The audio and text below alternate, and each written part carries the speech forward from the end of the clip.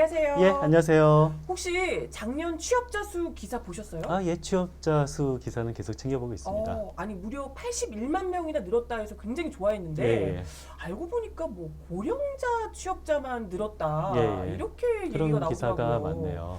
아니 그럼 이거 완전 실속 없는 거 아닐까? 기사만 보면 그렇게 읽혀져요. 뭐 음. 80만 명 정도 취업자가 증가했는데 네네. 그 중에서 절반 이상, 네네. 뭐 한 45만 명 정도가 60세 이상 취업자래요. 그러면은 뭐 60세 이상 취업자만 증가한 거고 60세 이하는 절반도 안 되는 거잖아요. 그러니까요. 그렇게 기사 제목을 보면 느껴지는데 음. 이렇게 이해하면 안 됩니다.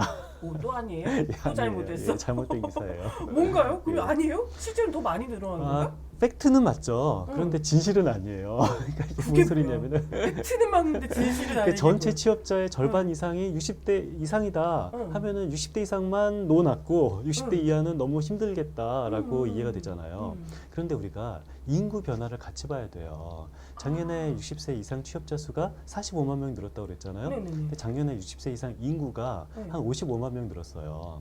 아. 그러니까 늘어난 인구는 55만 명인데 그 중에서 아. 취업 인구는 45만 명만 증가한 거니까 사실 늘어난 인구 대비하면은 취업자 수는 뭐 이게 그렇게 많이 늘어난 건 아니에요. 아, 그렇구나. 그러네요. 그렇죠. 거꾸로 보면은요, 뭐 청년층, 뭐 30세 미만은 보면은 인구는 오히려 감소했어요. 한 20만 명 정도 감소했거든요. 그런데 20대 청년층 취업자 수는 한 10만 명 이상 증가했어요. 자, 인구는 20만 명 감소한 청년층이 취업자 수가 10만 명 이상 증가했으면은 누가 더 취업률이 더 높아진 거예요? 고용률이 당연히 높아진 젊은 거예요. 그렇죠. 층. 젊은 층 고용률이 이 60세 이상 고용률 증가보다 훨씬 높아진 거예요. 그래서 우리는 고용률을 보면은 인구 대비 늘어난 취업자 수 등등을 고려한 고용률을 보면은 이게 젊은 사람들의 고용률은 꽤 괜찮고 60세 이상 고용률은 뭐 이 젊은 사람이나 중장년층보다 그렇게 좋지 않다가 저의 해석 결론인데 그런데 언론을 보면은 아니 늘어난 취업자 수의 절반 이상이 60대 이상이기 때문에 60대 이상만 놓아놨습니다. 젊은 층 너무 어렵습니다라고 말하는 것은 뭐 팩트는 맞는데 진실은 저 너머에 있는 기사입니다. 그러네요. 생각해보면 우리가 계속 지금 고령화 사회가 되고 있으니까 그렇죠. 노년층의 인구가 점점 더 많아지니까 엄청 많아지고 있죠. 그렇죠. 그분들의 이 취업자 수가 증가하는 건 사실 당연한 거죠. 일이- 그래서 이게 우리는 나누기를 배웠잖아요. 초등학교 때. 그렇죠. 배웠죠. 더하기 빼기만 할 줄 아는 게 아니라 나누기도 우리는 할 줄 네네네. 알아요. 그렇기 때문에 이 늘어난 인구 대비 어. 취업한 인구를 이렇게 나눠보면은 이게 60대 이상 인구 그 어르신보다는 이 청년층 고용률이 훨씬 더 긍정적인 결과이다라는 사실을 알 수가 있는데 뭐 우리는 나누기를 잘해야 된다는 결론. 그런 건가요? 근데 그래도 어찌됐건 젊은 층이 좀 이렇게 취업이 그래도 이전보다는 좀 잘 된 거잖아요. 그럼 상당히 좀 희망적이게 좀 써줄 수 있는 거 아닌가? 왜 이렇게 삐딱하게 이게 말만 들어보면 마치 굉장히 어르신들만 지금 뭐 그렇게 되고 젊은 층들 더 힘들이 문재인 정부에서 이거 나이 어르신들한테 돈 퍼줘가지고 이렇게 하는 거 아니야? 이렇게 좀 생각할 수 있잖아요. 그렇죠. 뭐 그렇게 읽힐 수밖에 없는데요. 사실 뭐 고용 지표만 보면 작년에는 꽤 괜찮아요. 뭐 젊은층은 상당히 괜찮고 뭐 노년층은 젊은층보다는 사실 조금 덜 괜찮은 건데 뭐 왜 기사를 이렇게 썼는지는 모르겠지만 확실한 건 나누기 실력이 부족하다라는 생각은 일부러가 일부러? 그렇지 일부러 이런 거 아니에요? 모르겠습니다. 근데 아무튼 뭐 그렇고 근데 이런 식의 나누기 실력이 부족한 기사들이 굉장히 많아요. 그래요? 예를 들면은 뭐 우리 법인세 기사 같은 거 항상 보면은 우리나라 GDP 대비 네네. 그 법인 그 세수가 굉장히 다른 OECD 국가보다 높다라는 거예요. 맞아, 그래서 맞아. 우리나라 기업들은 아니 OECD 법인 세수가 이렇게 높으니까 GDP 대비 법인 세수가 높으니까 법인세 부담이 많나 보다 이런 생각을 하게 하거든요. 그쵸. 근데 이거 보면 나누기 잘한 것 같잖아요. GDP로 법인 세수를 나눈 것을 다른 나라와 비교했으니까. 근데 이것도 제대로 된 나누기가 아니에요. 왜냐면은 법인 세수가 GDP 대비 많은 것은 사실이에요. 이거 다 팩트거든요. 그런데 법인 소득이 우리나라는 굉장히 많은 국가예요.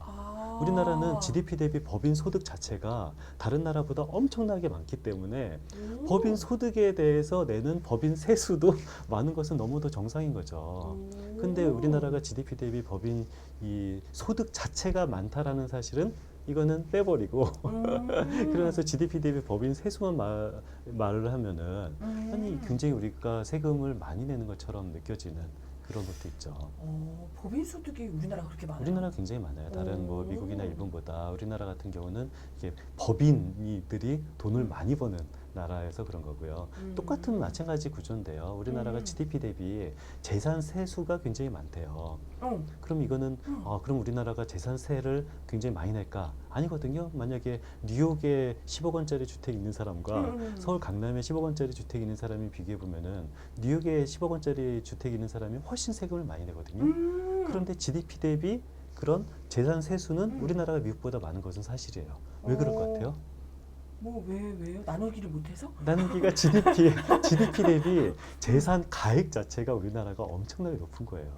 우리나라 땅값이 너무너무 비싸니까 GDP 대비 우리나라 땅값이 굉장히 비싸기 때문에 이 비싼 땅값에 대비 내는 세금은 그렇게 많은 건 아니에요. 아니 그렇잖아도 그러더라고요. 무슨 예. 문재인 정부 때 뭐 예.